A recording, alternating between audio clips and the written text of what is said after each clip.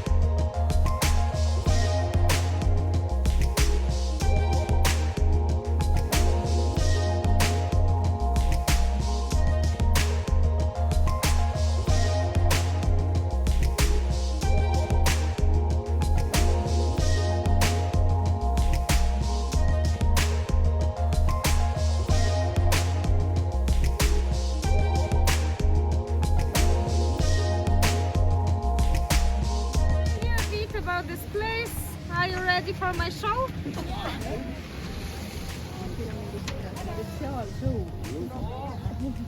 Okay, so what I am holding here in my hand is of course piece of ice. This small piece of ice broke off from the one of the iceberg which you can see around you, and all of those icebergs come from the glacier which you can see there. Its name is Breiðamerkurjökull. Maybe somebody would like to say it after me. Jökull. Breiðamerkurjökull. It's like bread, milk and yogurt, saying faster. Breiðamerkurjökull is actually a glacier tongue which belongs to Vatnajökull. Vatnajökull is the biggest glacier in Iceland with the surface around 8,000 square kilometers. It is 10% of the whole country and it's also the biggest glacier in this area in Europe. But it used to be bigger, like 100 years ago the edge of the glacier was reaching till the bridge where we came from. It is 8 kilometers, so you can just imagine that at that time, all space around you was covered.